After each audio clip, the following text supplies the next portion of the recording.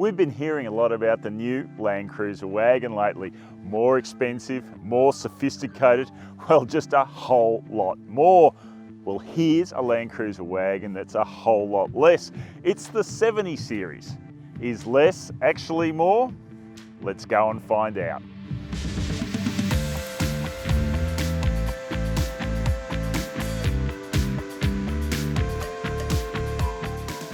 The 70 series has been around in one form or another since 1984.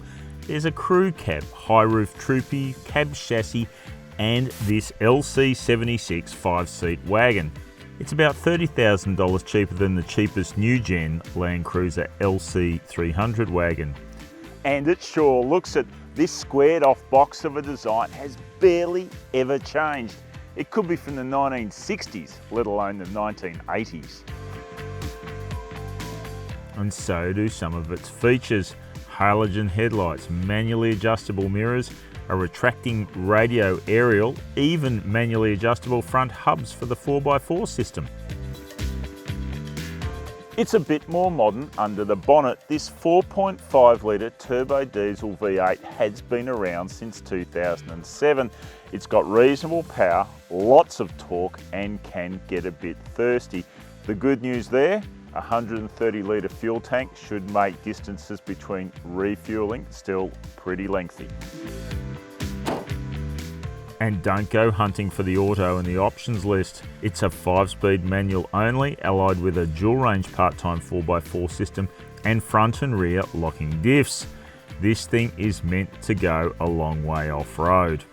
And there's no shift on the fly here either. Pull up, select what mode you want and get going again.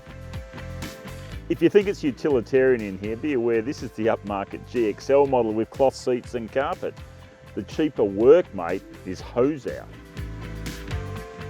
It's good the steering column adjusts for height and reach. Some far newer vehicles still don't do that. Check out the slide controls for the aircon. At least it's not an optional extra these days. Nowadays you can even plug your smartphone in and stream via Bluetooth. But you can forget about Apple CarPlay or Android Auto connection. The small screen also has standard sat-nav, and check out the digital clock up here. It has a stopwatch function. Okay, that's thinking positively. The LC76 has virtually no modern safety features, and that's probably its biggest negative. No AEB or rear cross traffic alert, let alone a reversing camera or even an ANCAP rating. There are 2 front airbags, stability and traction control, and that's about it. The good news is there's plenty of floor space to chuck your stuff because the LC76 is not generous when it comes to pockets and bins. There's just one cup holder, a tiny little bin, and door pockets so narrow it's hard to figure out why they bothered. It's even less generous in the rear seat. Look, you sit upright like you often do in ladder frame vehicles, but even by those standards, space is tight. At least the windows are big, help you check out the view. The middle passenger only gets a lap belt and there's ashtrays in the doors, 2 features from another age.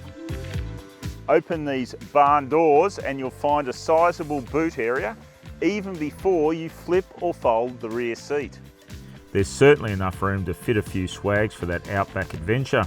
But apart from some hooks on the floor, there's not much in the way of added features. Well, so far I think we've established the LC76 is a bit behind the times. But what about the driving? Let's go and find out.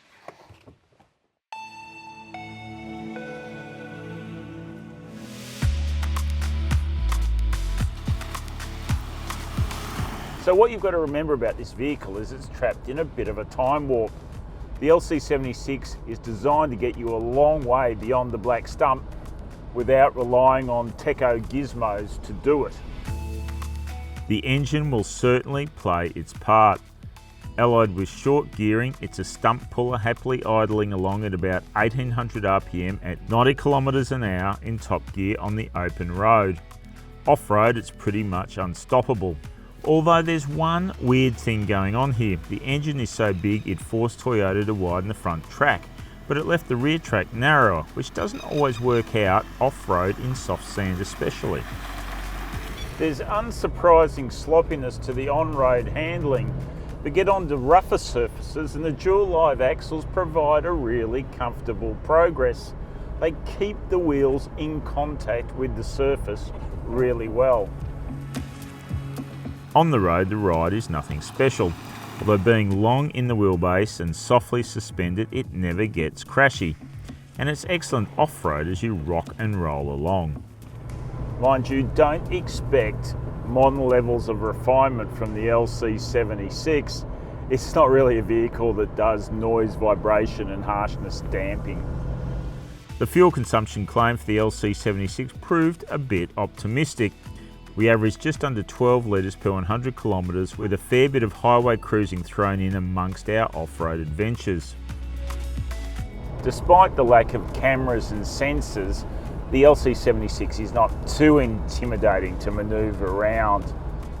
It's not my first choice for the Woolies Car Park Grand Prix, but the defined square edges and the big windows help you get a feeling for where you're placed.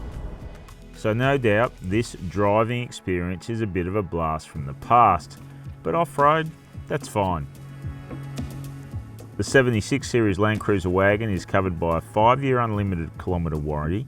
It's serviced every 6 months or 10,000 kilometres and is covered by cap price servicing that tallies up to $2,160 for the first 6 services or 3 years. But be warned, the pricing goes up after that. The next 4 services will cost you more than $3,000. It's no surprise the Toyota LandCruiser LC76 Wagon can't hold a candle to the new 300 series for smarts and refinement. But then it's not trying to. It's from another era, doing its own thing at its own price. And that thing is capably taking you on long trips far off the beaten track. Look, I don't know if I'd take the LC76 to the shops, but I'd certainly take it across the Simpson.